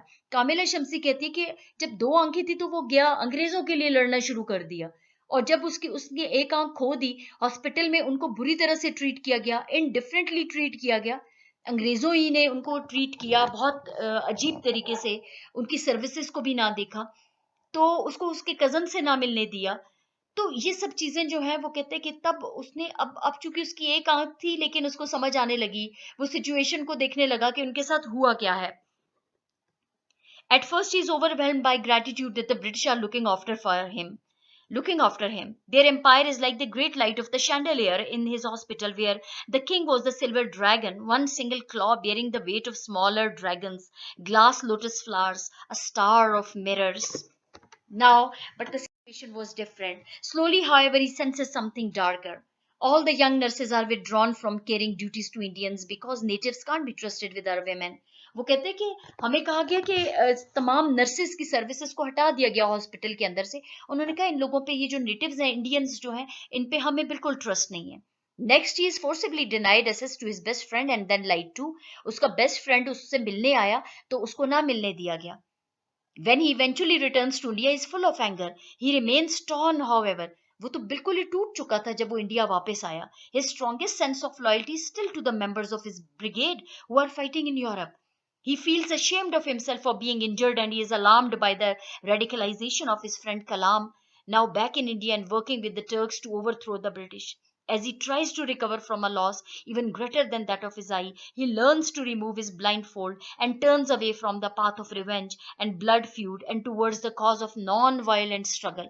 उसे अब एहसास हुआ कि वो किस लिए लड़ता रहा. It was a futile fight. It was a futile battle. ये जो जंग थी, ये जो वॉर थी, ये सिर्फ लॉसेस के अलावा, दोनों साइड पे लॉसेस के अलावा कुछ भी नहीं था. ना इसका कोई फायदा होने वाला है आगे. तो उसने कहा कि वो क्यों ना, उसे जाना चाहिए, उसे अपने इलाके में जाना चाहिए और नॉन वायलेंट स्ट्रगल स्टार्ट कर देनी चाहिए, यानी जिसमें किसी का नुकसान ना हो, लेकिन अपने राइट्स के लिए वो लड़ें. Qayyum sees other soldiers in the hospital who are injured, and now he decides to go back to India to inform the relatives of the injured soldiers, as well as intimate people not to join British army because they are fighting war for no reason, and British government is only using them as a tool in the entire process of colonialism. उन्हें बाद में समझ आई जब उसने एक आंख खो दी, यानी कामिला शम्सी taunts here, तो वो थोड़ी सी आयरॉनिकल हो रही है यहाँ पे, और वो कह रही है कि दो आंखों से इन्होंने सिचुएशन नहीं देखी, ये जाके ब्लाइंडली ब्रिटिश एम्पायर के लिए लड़ते रहे, अंग्रेजों के लिए लड़ते रहे फोर फ्रंट पे जाके, और इतनी लॉयल्टीज इन्होंने शो की, लेकिन क्या हुआ एट द एंड, उनके साथ क्या सलूक किया गया. अब वो ये चाहते हैं कि वो अपने इलाकों में वापस जाएं और लोगों को समझाएं कि वो कभी भी ना लड़ें. ये जंग इंसान को कुछ भी नहीं दे रही, ये किसी चीज के लिए for no reason it is for being fought, ये बगैर किसी रीजन के लड़ी जा रही है. तो ब्रिटिश गवर्नमेंट जो है वो इन लोगों को इस्तेमाल कर रही है एज अ टूल, वो इनको एज अ टूल इस्तेमाल कर रही है in the entire process of colonialism. ये कलोनियलिज्म की वजह से ये हो रहा है कि ताकि वो आ जाए, सब कॉन्टिनेंट में कॉलोनीज बना लें और वो राज करना शुरू कर दें इंडियंस पे. Hume observed from the very close to the pain of the soldiers, and he was known to the fact, therefore his decision was based on rational approach. Further, Hume was one shot on his leg as was busy in some work that made him unable to walk properly. Apart from all these problems, Hume got excessive problems of lungs that caused his inhalation of chlorine gas. अब देखें उसको, उसका बहुत नुकसान हो चुका, physically he was badly damaged. However, the soldiers who got injured in the war wanted to go back to India and spend time with their family, but still they didn't want to go back because they had given their oath to fight for the British. अब आप देखें, वो अब चाहते हुए भी अपनी families, अपनी जमीनों पे, अपने अपने मुल्क वापस नहीं जा सकते. क्यों? कि उन्होंने ओथ दी हुई थी कि वो ब्रिटिशर्स के लिए लड़ेंगे. The process shows the firmness and stability of the Indian people. देखिए यहाँ पे कामिला शम्सी कहती है कि जितना इंडियंस फेथफुल थे, वो लॉयल थे, क्योंकि उन्होंने ओथ दी हुई थी, उन्होंने अहद किया हुआ था, ब्रिटिश आर्मी से अहद लिया किया हुआ था कि वो उनकी खातिर लड़ेंगे, और वाकई वो बहुत लॉयल्टी से, बहुत ऑनेस्टी से लड़ते रहे. Kayum, the protagonist of the novel, also wants to stay in hospital rather than go back to India. The oppression of the soldiers is not the only discussion of violence in the novel, but it goes beyond them and reaches to the city of hospitality, Peshawar. अब कहते हैं कि ना सिर्फ यहाँ पे जख्मियों के साथ बुरा सलूक किया गया, इंडियंस थे, पश्तून्स थे, उनके साथ बहुत बुरा सलूक किया गया. जंग के बाद जब वो जख्मी हुए तो उनकी इतनी केयर नहीं की गई. ना सिर्फ यहाँ पे, फिर कामिला शम्सी आहिस्ता आहिस्ता इवेंट्स को लेके पेशावर की तरफ जा रही हैं. The people in the novel are shown involved to raise their voice against the barbaric system of the British Raj. कहते हैं कि यहाँ पे एक्सपोज कर रही है कामिला शम्सी को कि ये जो ब्रिटिश राज था, अंग्रेजों की हुक्मरानी जो थी, वो कितनी जालिम थी, कितनी सिफाक थी वो. Once in Peshawar, Vivian becomes a close acquaintance with Najib. अब यहाँ इसके थ्रू हमें पेशावर के कल्चर के बारे में बताया जा रहा है, उनकी लॉयल्टीज के बारे में, उनकी ऑनेस्टी के बारे में बताया जा रहा है कि जब विवियन जो है वो फाइनली पेशावर पहुंची तो उसने नजीब के साथ उसकी बहुत अच्छी क्लोज वो एक्वेंटेंस हो गई. A young man she meets at the station, who she later finds is Qayyum's sibling. Najeeb जो था उसको वो स्टेशन पे मिली थी, लेकिन बाद में पता चला कि वो कयूम का भाई है. He is रेवनस for learning and she epithets him the Herodotus of Peshawar. यानी नजीब जो है वो बहुत उसको शौक है पढ़ने का और बहुत एक्सप्लोरेशंस का उसको शौक है. और विवियन जो है वो कहती है कि you are the Herodotus of Peshawar. जिस तरह हेरोडोटस जो था वो हिस्टोरियन था, उसको बहुत ज्यादा कल्चर्स के बारे में, तहजीब सकाफत के बारे में पढ़ने लिखने का शौक था और वो लिखा करता था, तो वो कहती है तुम बिल्कुल वैसे ही हो.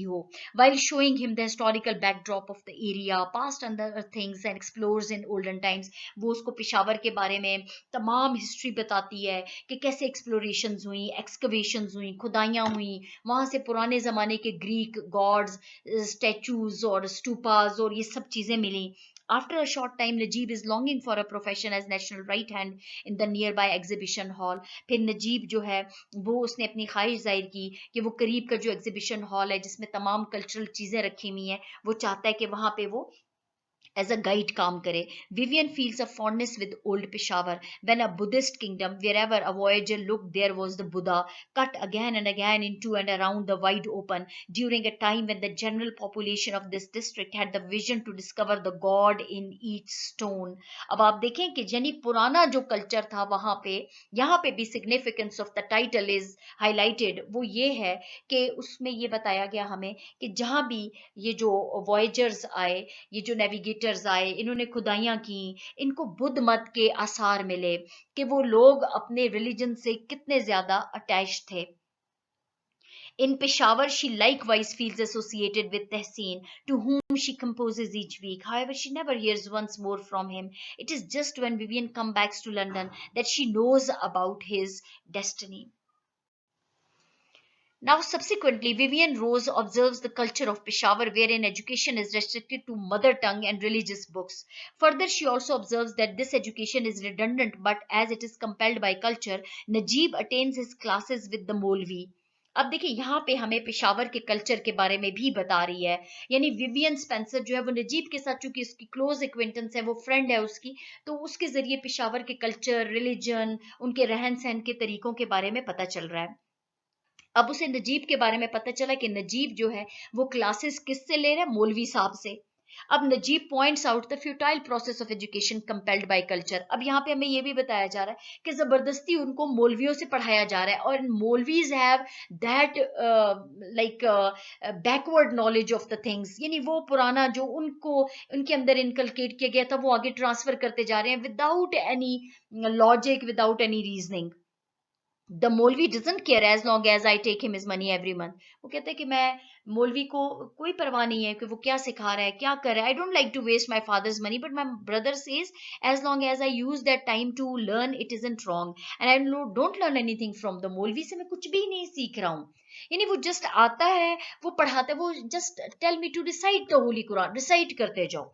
He is so boring. He only makes me read the Quran out loud and doesn't explain anything. वो कहता है कि बस कोई explanation नहीं है कुरान की, कोई हमें meanings नहीं पता. He just compel us to read or to recite loudly. So ये भी एक हमारे हमारे कल्चर के बारे में हमें बताया गया है कि हम बस मौलवी साहब के पास अपने बच्चों को बिठा देते हैं. हम कहते हैं कि वो पढ़ते, बस उन्हें अरबी पढ़ना आ जाए, जबकि कुरान जो है वो हिदायत की किताब है, उसमें हमें बहुत कुछ सीखने को. मौलवियों को चाहिए कि वो जरूर उनको अरेबिक सिखाएं, लेकिन with meaning, with explanation. Vivian observe the cultural variations in Peshawar. अब वो पेशावर में एक और चीज भी ऑब्जर्व करिए. वो कहती है कि जो सकाफती भी जो डिफरेंसेस है ना, वेरिएशंस हैं, she finds that valour and bravery are masculine symbols, where is women are considered as meek creatures confined to culinary practices. वो कहती है कि जो बहादुरी है वो मर्दों से अटैच की जाती है, ठीक है, वो मस्कुलिन सिंबल्स हैं, जबकि विमेन जो है वो मीक क्रीचर समझी जाती हैं, बहुत ही हम्बल, बहुत ही वीक, और जिनका काम सिर्फ खाना पकाना है. Qayyum states a man wear scars as a woman wears bangles. अब ये एक कोट उठाया गया वहां से, बुक के अंदर से, और कहा कि कयूम कहता है, ये उसके अपने अल्फाज हैं, वो कहता है कि ये जो मर्दों के जिस्म पे निशान है, गोलियों के, लड़ाइयों के जो निशान पड़े हुए हैं, ये उनका जेवर है, ये मर्द का जेवर है, जबकि औरत का जेवर सिर्फ चूड़ियां हैं। This indicates that bangles in the wrist of women are cultural markers हैं ये. Similarly, wounds and injuries during adventures are the markers for men. In other words, adventures remain as the area only for the men and it is restricted for women.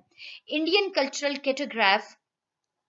cartograph yoke women into familial space, enhancing with bangles and bindis. Enchaining with bangles and bindis. It also indicates that female like Vivian who independently migrates like a man several places and excavates relics and history of generations is never approved by the cultural parochial hegemony. Qayyum is honored in Peshawar with great zeal. People allowed him to enter the zenana. Kamila captures the cultural canons minutely. अब देखिए ये culture है ना, कि everywhere he went he was asked to stay a night and the banquet was prepared in his honor, even when it meant slaughtering the chicken which the family relied on for eggs. यानी कयूम का को हर जगह पे बहुत इज्जत दी जा रही है, because he fought the war, वो जंग से वापस आया है, लोग उसको बहुत इज्जत दे रहे हैं, ऑनर दे रहे हैं, यहाँ तक कि एक फैमिली की पली हुई जो मुर्गी है जो कि अंडे देती है, इवन वो कयूम के लिए वो भी ज़िबा करते हैं. The object he brought with him, pebble and bullet or photograph, was passed from hand to hand as if it were the piece of the black stone brought by the angel Jibreel himself. क्यों? कि उसके जिस्म पे बहुत सारे scars हैं, वो बहादुरी से लड़ के आया और जिंदा वापस आया है, यानी फ्रंट लाइन पे वो लड़ता रहा और वो वापस आया, उसके जिस्म पे जख्मों के निशान पड़े हुए हैं, लेकिन लोग उसकी इसी वजह से इज्जत कर रहे हैं, उसकी बहादुरी की वजह से. So this is the culture. ये कल्चर है पेशावर का, स्पेशली ये कल्चर बताया जा रहा है. जबकि विमेन जो हैं ये कल्चरल मार्कर्स हैं, उनके जो बैंगल्स हैं ना in their wrist, this is the culture, this is the culture marker and which describes a woman. Further, Qayyum observes how an English woman enjoys liberty in cultural expressions in Peshawar too. He states, an English woman with a pith helmet in her head and clothes which revealed almost her entire arms and part of her legs followed after her. Even here, even in Peshawar, there were different rules for the English. No specially here. वो कहते हैं कि पेशावर में ये नहीं है कि आप जो इंग्लिश हैं, इंग्लिश जो विमेन है उनके लिए डिफरेंट रूल्स हैं. Ramik, the governor of Peshawar, feels that he belongs to the most civilized and culturally advanced nation. He doesn't approve Vivian Rose amalgamating with Indians, especially the Pashtuns. अच्छा, जो पेशावर का governor था, जाहिर बात उसने Vivian Spencer को, वो भी अंग्रेज था, उसने विवियन स्पेंसर को रिसीव भी किया, लेकिन जब उसने स्पेंसर को देखा कि लोगों के दरमियान मिक्सअप हो रही है, चूंकि वो तो वो कल्चर जानना चाहती है, उसने इसको डिसअप्रूव किया. उसने कहा कि आप ये लोग जो है ना, इंडियंस के साथ इतना मिक्सअप होने की जरूरत नहीं है, इस खास तौर पे पश्तूनों के साथ. अब देखें, जबकि पश्तून ही अंग्रेजों के लिए लड़े, फ्रंट लाइन पे जाके उनके लिए बहादुरी से लड़े, और अब वो पश्तून पे ट्रस्ट नहीं कर रहे. He says we are here to civilise, not to lose our own civility. अब उसको ये डर भी पैदा हो गया कि ये ना हो कि हम यहाँ पठानों के दरमियान रह रहे हैं, इनको सिविलाइज करने के लिए, इनको एजुकेट करने के लिए रह रहे हैं, ना कि हम अपनी आइडेंटिटी खो दें इनके दरमियान मिक्सअप होके. यानी उसको थोड़ा सा खतरा भी पैदा हो गया. Then he pointed to Vivian and added some of us in large ways and some of us in small. कहते हैं कि some of us in large ways we have lost identities, और कुछ लोगों ने कुछ कम खो दी, लेकिन खो दी है. It affects our own identity. The author also observes cultural tenets of Hindu and Muslim communities in India. Each community has its own stock of cultural beliefs which they maintain for generations. For instance, a Muslim never borrows money from a Hindu moneylender, as the notion of paying interest is against the Muslim's religious belief. The following instance throws light upon the cultural beliefs of the Muslim father who prefers to give his daughter in marriage to a merchant son in exchange of money, but never agrees to borrow from a Hindu money lender.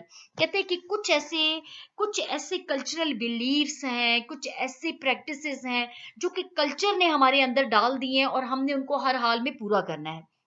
कहते हैं कि मुसलमान है वो कभी भी Hindu money lender से वो पैसे नहीं बोरो करेगा, उधार नहीं लेगा, क्योंकि जाहिर है हिंदू जो तो है वो सूद लेता है उसके ऊपर, लेकिन मुसलमान कहते हैं कि सूद हराम है. ऑन दी अदर हैंड वो अपनी बेटी को पैसों के हेवज एक मर्चेंट के बेटे, एक सौदागर के बेटे से अपनी बेटी की शादी कर देगा इन एक्सचेंज ऑफ मनी, और उससे पैसे ले लेगा. This he considers right. इस चीज को वो सही समझता है. Now see there is a conflict.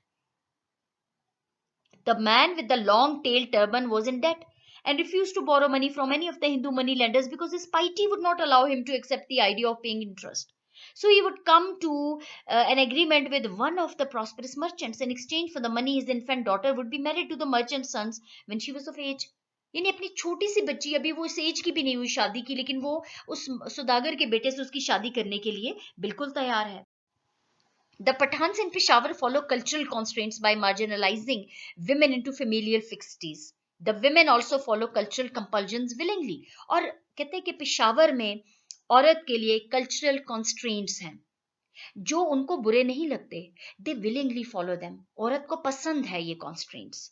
Men should not look at women. The privacy of Zenana is maintained. The Pathans want to insist that men must not look at women to ensure that no man looks at their women. Pathan जो है वो दूसरे की औरत को नहीं देखता, इस चीज को इंश्योर करने के लिए कि उसकी औरत को भी कोई नहीं देखेगा. Further, Vivian asked Najib to bring his sisters along with him so that she will teach them English and Greek. अब विवियन स्पेंसर जो है वो अपने फ्रेंड नजीब से कहती है तो वो अपनी बहनों को अपने साथ लाया करे ताकि वो उनको इंग्लिश सिखा दे, कुछ थोड़ी यूनानी जुबान सिखा दे. This idea is not welcomed by Najib because Muslim girls are much in periphery. कहते हैं कि मुस्लिम गर्ल्स जो हैं उनकी कुछ बाउंड्रीज हैं, पेरिफेरी.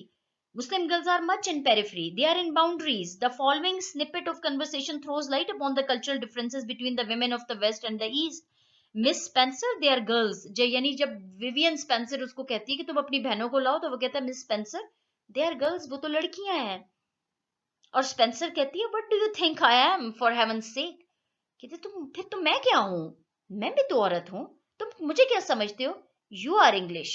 उसने कहा आप अंग्रेज हैं. It means there is a difference of culture between English women and Muslim women, especially the Pathan women. Kamila states Islam teaches us goodness, teaches us virtue, teaches us service, teaches us brotherhood, teaches us gentleness. But the same Islam never makes any quote about teaching females. When the eldest granddaughter of Najib's mother desires to learn English, Qayyum does not allow her to learn English. Qayyum lifts the child from the company of the books and men and places her on her grandmother's lap. Qayyum states, plays with your doll, play with your doll. Little one, कि अपनी गुड़िया के साथ खेलो, तुम्हें books से क्या मतलब. So Kamila Shamsi unearths the intense instances of Buddhist culture and the initiaries of Buddhism. Itineraries of Buddhism from the time of Emperor Ashoka till the excavation and preservation of statues and stupas in Peshawar Historical Museum. Shamsi intertwines a story of the circlet of Skylax, the great explorer, its discovery by Najib, its sojourn with Buddhism. Kamila's characters, places, events penetrate the Buddhist virtues. The writer uses symbols, the statues of Buddha, the sacred casket of Kanishka, and the stupas of Asoka to reveal the Buddhist culture. यानी Buddhism की historical museum है पेशावर में, जो कि सारी ये जितनी भी स्टोरीज यहाँ से कामिला शमसी ने स्टार्ट की थी कि स्काईलेक्स था, उसको सर्कुलेट दिया गया, फिर नजीब ने उसको डिस्कवर किया पेशावर के मुकाम पर, फिर उसको बुद्धिज्म से रिलेट किया. ये जो कामिला के कैरेक्टर्स हैं, प्लेसेस हैं, इवेंट्स हैं, ये बुद्धिस्ट वर्चूज को पेनिट्रेट करते हैं. As majority of her characters are Muslims, they exhibit Muslim culture and preaching of the Prophet. Kamila underlines Muslim culture of peace. When the Muslims asked the Prophet, how should we respond to these attacks? He answered with righteousness and patience. Righteousness and patience. These are Muslim virtues. These are Pashtun virtues. अब देखिए पश्तून का अब हमें फिर दोबारा first World war की तरफ लाया जा रहा है कि उसके बाद पश्तून्स जो थे वो अपने इलाकों में वो एक पीसफुल प्रोटेस्ट कर रहे थे अपने इलाकों को आज़ाद कराने के लिए अंग्रेज़ों से. तो प्रॉफिट सल्लम की तालीमात यानी इस्लाम उनके अंदर इतना ज़्यादा रच बस गया है कि उन्होंने इस्लाम की तालीमात को अपनाया. ठीक है, उन्होंने पेशेंस से और राइटसनेस से उन्होंने अपने हक के लिए आवाज उठाई. वो कहते हैं these are Muslim virtues, patience and righteousness, और खास तौर पे ये पठानों की सिफात हैं. Vivian also observes the cultural exchange between natives and the guests, Indians and British. Indian men and women address the English people with titles and honorifics. Camilla points out the cultural diversities through linguistics expressions. Mem Sahib. Mem Sahib, such a peculiar word. In this country filled with titles and honorifics, nothing pre existing had suited English women, while the ubiquitous Sahib came to rest comfortably on the shoulder of Englishmen. Something other than Begum Sahib had to be devised for their female counterparts, as if to say that Englishmen and Indian men, for all their differences, could still be described in the same language, but the women of the two races were so far apart that they had to be categorized separately, kept separate. यानी अपने women के बारे में वो कहते हैं कि men जो है वो उनको आप वो title भी दे सकते हैं, उनको आप बहुत से privileges भी दे सकते हैं, they are free, वो free भी हैं, फ्री टू एक्ट, लेकिन इंडियन वेमेन में और इंग्लिश वेमेन में बहुत ज्यादा फर्क है. The rules of the Peshawar club were clear. देखिए पिशावर क्लब के रूल्स, वो कहते हैं, एक छोटी सी मिसाल है, कामिला शमसी कहती है, if you were an English man you could apply for membership. ठीक है, if you were an English woman you could enter as a guest of a member. English man जो है वो मेंबरशिप हासिल करेंगे, उनके साथ अगर कोई उनकी औरत जो इंग्लिश वमन होगी वो आएगी तो वो as a member, as a guest उसको ट्रीट करके उसको जाने दिया जाएगा. But there were other rules in place which govern the interaction of the Indian guards with the ruling race. Even after the panic attack and the massacre, the cultural tenets of Peshawar city remain the same. Vivian observes the well set cultural routine of people in Peshawar.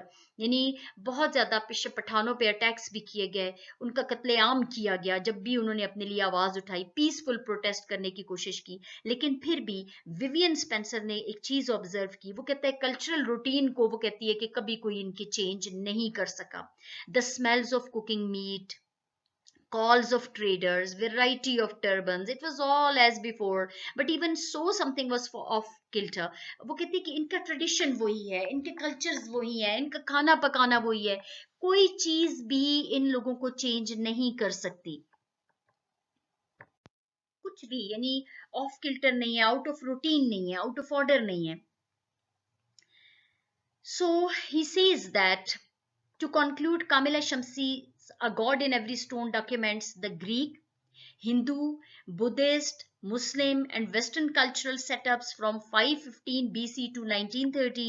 Shamsi intertwines varied cultures and co-cultures, juxtaposing with other cultures of nations, times, rulers, and genders. In other words, she traces stones and gods in stones in varied culture. Now, mixing reality and fiction, Shamsi has turned out to be associated with Ghaffar Khan, an autonomy extremist known for his peaceful resistance to the British Raj. Novel happens 15 years after the fact in Peshawar. Najib, presently Indian collaborator at the gallery, influences Vivian, a senior speaker at the University of London, to return and reserve the removal of a site where he trusts Skylex circlet is covered. The locale is in age and on the precarious edge of progress. By and by, a gathering is obstructed on account of contention.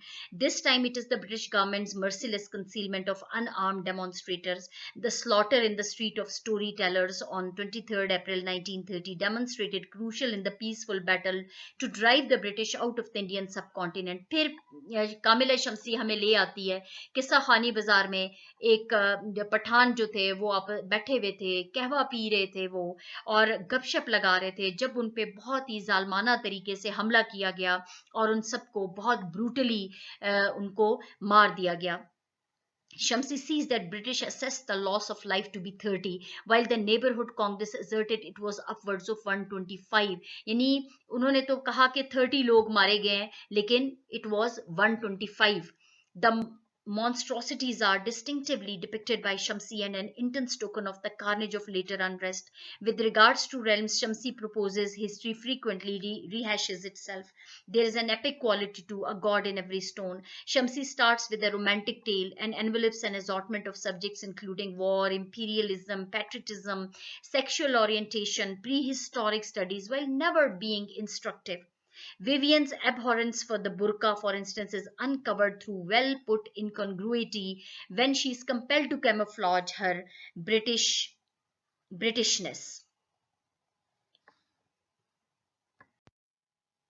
यानी Vivian Spencer जो थे वो बुर्का के लिए थोड़ी सी थोड़ा उसकी reservation है। वो कहती है कि ये जैसे वाइट टेंट है ये बुर्का, और वो प्राइवेट सर्कल में मूव करने के लिए बिल्कुल obscure concealed. It means that she means to say that women has no identity, woman has no identity in Pathan culture, कि वो टोटली कंसील्ड है, वो she is hidden, she doesn't have she just moves in private. Then Shamsi is capable at uncovering the past and twists the individual and political to extraordinary impact. At the same time, she manufactures strain and keeps us speculating about the destiny of. Now, the final product is both complex and enchanting. Dear viewers, आपको बताती चलूं कि a God in every stone, आपको basic जो एक चीज पता होनी चाहिए वो ये है कि इनमें पठान को रिप्रेजेंट किया गया, उसके हर एस्पेक्ट को, उसकी आदात को, उसके कस्टम्स को, उसके कल्चर को अ गॉड इन एवरी स्टोन में रिप्रेजेंट किया गया, और fully representation of the Pathans. As we found that different political movements were discussed by the author through different characters. Many Pashtun customs, traditions, local words like burqa, they were used in this book. यानी पश्तून्स के customs को, traditions को, उनके जो local words हैं जो वो कभी भी इस्तेमाल करना नहीं छोड़ते, वो तमाम चीज़ें जो उनकी लोकल चीज़ें हैं, उनकी ट्रेडिशनल चीज़ें हैं, उनके ओरिजिनल नेम्स यूज किए गए. Shamsi throws light on different movements which resulted the bloodshed everywhere. She discussed the culture of madrasa which were used for running these movements against British and others. Shamsi doesn't like the influence of British in subcontinent as well, because she thought that Pashtun people are very humble and very kind to others, and their traditions, their cultures are very much attracted to other people from different parts of the world. अब आप देखिए कि Pashtun culture जो है वो बहुत rich culture है, the richest, I must say, in the whole world. So it is attracted by all.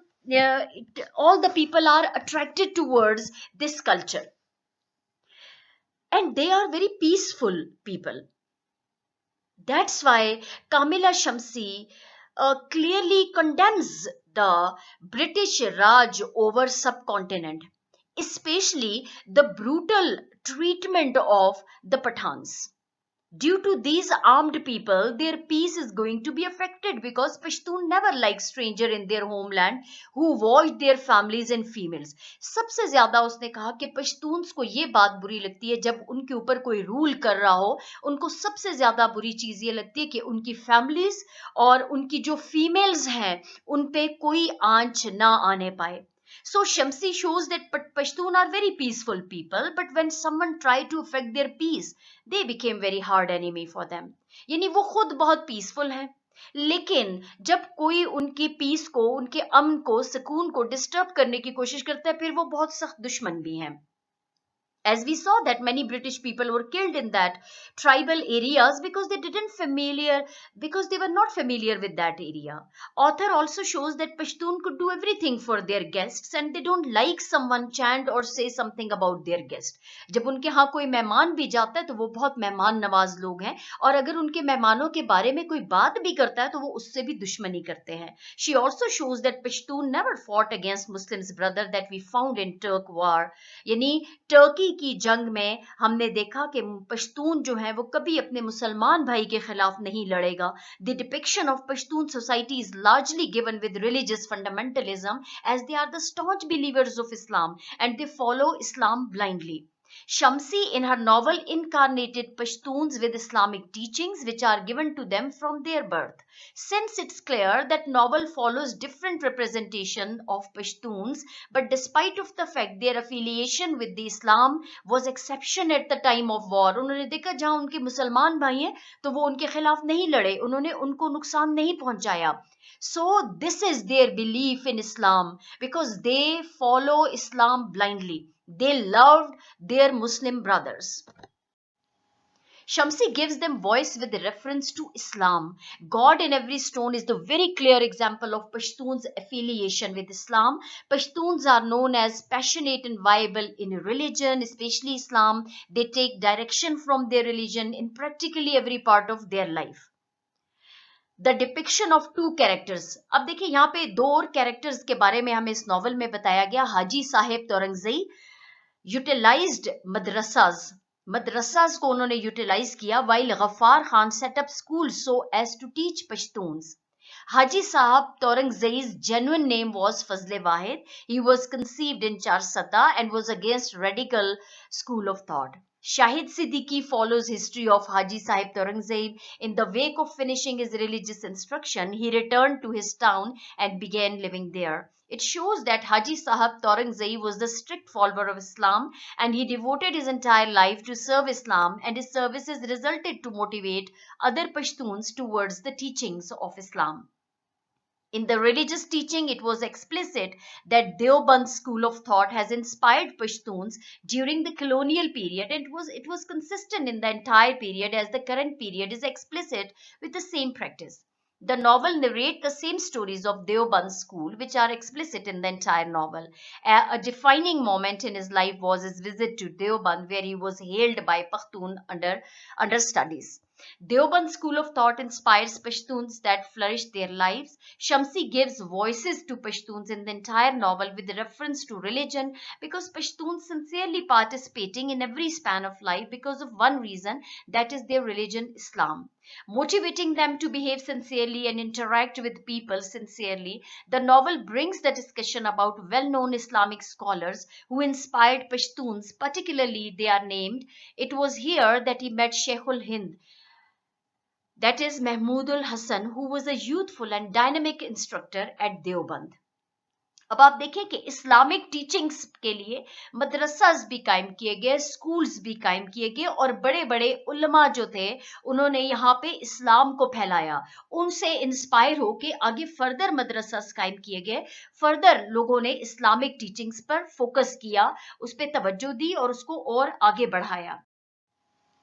This gathering transformed into a long-standing fellowship with Deoband pioneers, and he chose to go for Hajj alongside a band driven by Maulana Qasim Nanotwi. These scholars have set out Pashtun's unity, and they are considered very innocent and loyal people because what they are practicing are based on Islamic ideology, which is no more based on anarchy or any other baseless practices, but the coinage and practices of Islam are final and comprehensive. Therefore, Pashtuns are depicted as loyal and sincere people. Religion is a consistent aspect of Pashtun community. They could not segregate their existence from religion. Religion is the basic and primary source for Pashtun community. The depiction of religion with positive features in the novel shows that Shamsi wants to give voices to Pashtuns because they are largely exploited. They suffered a lot. Based on peace and harmony, according to the novel, the ideology of Islam is largely planted by Deoband school of thought. It was maybe during his cooperation with the Deoband that the choice to set up madrasas in the outskirts was taken. This was methodology that was started by the Deoband pioneers when they set up Darul Uloom Deoband to set up rambling protection from the Raj. It means the larger part that has been contributed for the services of Islam is paved by Deoband. Further, Haji Torangzai's experience shows that he got religious motivation from his instructors. His visit to Deoband inspired him for running schools of religious instruction called madrasas. Now the second and third section of the novel deal with the freedom movement and later what happened with the freedom fighters. The colonizers, apart from their violence, become more cruel and rude, forced Indians to fight their war. Behmer also believes that after the World War I, the attitude of the British colonizers towards the natives of subcontinent underwent a huge change. Now they put an extreme importance on the force, for they found it a sound strategy to maintain their rule in the subcontinent. Now Qayyum also changes his mind and does not stand with British, as he stands against the colonizers to take part in the freedom movement. In the freedom movement, larger group of people, they have been imprisoned and brutally they treated, beaten, thrashed. The protagonist of the novel, along with other companions, go to police station and release the demonstrators. Colonizers had used different strategies to keep silent the voices of the Pashtuns and run cars full of explosive material on the protesters in the city of Peshawar. The stance of the colonizers was to kill all the demonstrators, and they proved that they very brutally by running vehicles on the protesters to kill. Shamsi very appropriately narrates the struggle of Pashtuns against the colonizers and giving them voices. She blames colonizers for their civilizing mission, which is no more a civilizational movement, but the supremacy and violence of the colonizers. She gives voices to Pashtuns in the novel, like Spavik, who helped subalterns to give them voices. Like subalterns, Pashtuns were made silenced by the colonizers, and Pashtuns never think of such acts. Therefore, it was the responsibility of the British to kill all the protesters. As a result, Peshawar city has been seen full of British army marching everywhere and making slave the native and torture them if they see them. Pashtuns are treated like slaves in the novel. Different sounds of gunfire, bullets are listened in the city of Peshawar that present the horrific picture of the city. The freedom fighters give birth to a slogan, Inkilab Zindabad.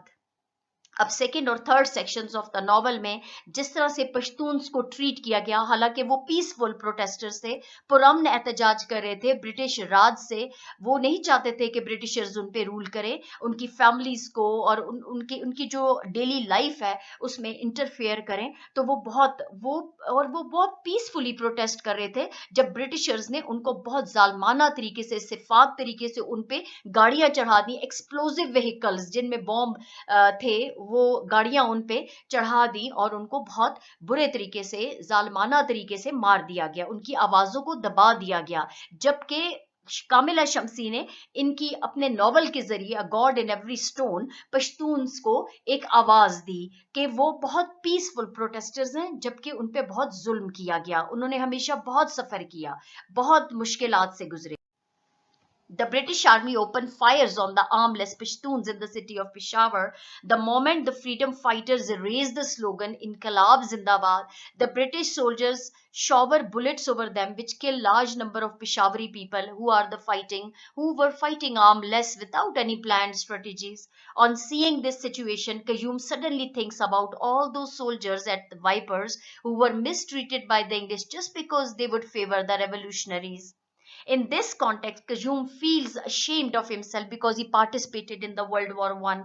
Qayyum realizes that colonizers are not sincere with Pashtuns because Pashtuns have been deprived of their basic rights freedom.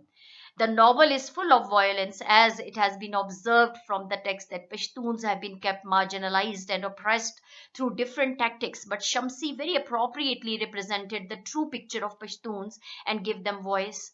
Despite their exploitation and suffering, Pashtuns stood firmly against the British colonizers and fulfilled their goals. The movement of Khudai Khidmatgar in the novel, whereas Qayyum Khan strongly participated. The movement was led by Ghaffar Khan to get freedom from British. The British came to know that Pashtuns are strong in demonstration and they cannot be separated. Therefore, they started to kill them.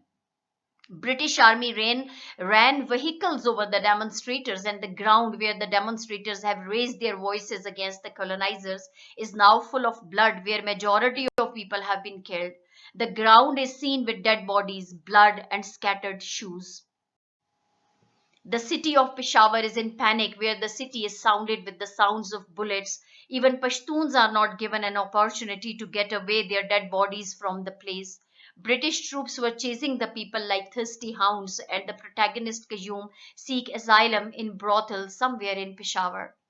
So, A God in Every Stone replicates the pacifist movement with factual evidences. The same characters with actual names are given, like Ghaffar Khan and Haji Torangzai. Ghaffar Khan propagated the movement based on peace and harmony, where Haji Torangzai was in support of war against the colonizers. Pashtuns were loyal and sincere to both British government and the freedom movement. Pashtuns have been oppressed and exploited, and the British government tried to make them subalterns, to make them voiceless. They blindly followed the orders of the British, but finally they came to know that British government used them for their interest. Then they raised their voices against the colonizers. although they have been killed and injured, but they did not give off, and their struggle continued for a long time, resulted in the independence of Pakistan. अब देखें कि हमें इस novel में ये बताया गया है कि पठान जो पश्तून थे, they have always been very loyal with their community, with their land, with their people. जब वो यूनाइटेड इंडिया में थे, जब वो सब कॉन्टिनेंट में, जब British under their under the British rule, वो बरतानवी हुकूमत के रूल के अंडर वो थे, और जब फर्स्ट वर्ल्ड वॉर शुरू हुई तो ब्रिटिशर्स ने उनको, क्योंकि ये बहादुर थे, पश्तून्स जो थे वो बहुत बहादुर थे और बहुत लॉयल थे, बहुत डिवोटेड थे, तो इनको यूज किया गया, ब्रिटिशर्स ने इनको यूज किया, कॉलोनाइजर्स ने इनको यूज किया, फ्रंट लाइंस पे ये लोग बहादुरी से लड़े। लेकिन जब ये जख्मी हो गए और इनका इनका मकसद पूरा हो, मतलब ब्रिटिशर्स का मकसद पूरा हो गया, अब ये इनके किसी काम के नहीं रहे थे क्योंकि ये जख्मी हो गए थे और ये हॉस्पिटल्स में एडमिट थे, तो इनके साथ बहुत ही इनडिफरेंटली उन्होंने सलूक किया, अपनी फीमेल नर्सेस को भी वहां से हटा दिया। फिर पश्तून्स को पता चला कि वो तो एज अ टूल इस्तेमाल हो रहे थे, ब्रिटिशर्स उनके साथ मुखलिस नहीं है, बल्कि ब्रिटिशर्स ने तो सब कॉन्टिनेंट पे कब्जा कर लिया है और वो उनको स्लेव्स बना के रखना चाह रहे हैं। फिर पश्तून्स ने अपने लिए अपनी फ्रीडम मूवमेंट स्टार्ट कर ली, जिसको बहुत बुरी तरह से सप्रेस किया गया अंग्रेजों के जरिए, अंग्रेजों ने बहुत बुरी तरह सप्रेस किया। और फिर जबकि ये पीसफुल प्रोटेस्टर्स थे, ये चाहते थे कि हम पुरअमन तरीके से एहतजाज करें और अपने फ्रीडम के लिए आवाज उठाएं, इनकी आवाजों को बुरी तरह से ब्रिटिशर्स ने दबा दिया। तब इनको सबक मिला कि ब्रिटिशर्स इनके साथ कभी भी मुखलिस नहीं थे, बल्कि उनको अपने मकासद के लिए इस्तेमाल कर रहे थे। A God in every stone, हमें हर जगह खुदा नजर आता है पश्तून सोसाइटी में, because they are the staunch believers of Islam. Even Turkey की वार में देखा गया कि वो ब्रिटिशर्स के लिए लड़े थे, लेकिन मुसलमान भाइयों के खिलाफ उन्होंने कोई कदम नहीं उठाया, उन्होंने उनको नुकसान पहुंचाने की कोशिश नहीं की। कामिला शम्सी कहती है कि their devotion for their religion Islam and for their Muslim brothers were seen at the highest point during the war. जंग के दौरान उनकी लॉयल्टीज जो हैं वो शिफ्ट नहीं हुई, उनकी मुसलमान ब्रदर्स के लिए और इस्लाम के लिए जो लॉयल्टी थी, डिवोशन थी, वो हमने वहां पे उसको पीक पे देखा, बहुत ऊंचाई पे देखा। So their affiliation, their strong bonding with Islam is very much depicted in the novel a God in every stone. Dear viewers, I hope you have liked the video, you have understood the story, and जिन लोगों ने subscribe नहीं किया, I request them to please subscribe my channel. I'll bring more videos and the summaries of the novels for them, inshallah. और मुझे बता दीजिएगा कि क्या ये एक ही वीडियो में, चूंकि ये बहुत लंबा नॉवल था, इसको मैंने बहुत ब्रीफ करके इसको प्रेजेंट करने की कोशिश की ताकि स्टोरी भी समझ आ जाए, लेकिन आपका क्या ख्याल है व्यूअर्स कि मुझे इसको एक ही गो में इसको आपको स्टोरी बताना चाहिए, या इसको 2 एपिसोड्स में, 2 पार्ट्स में इसको डिवाइड करके 2 डिफरेंट वीडियोस में बताएं, जो आपके लिए आसान हो, जिसको समझना और ज्यादा डिटेल से बताई जा सके। I'm thankful to you for watching this video. Please like it, share it, and don't forget to subscribe it. Thank you so much.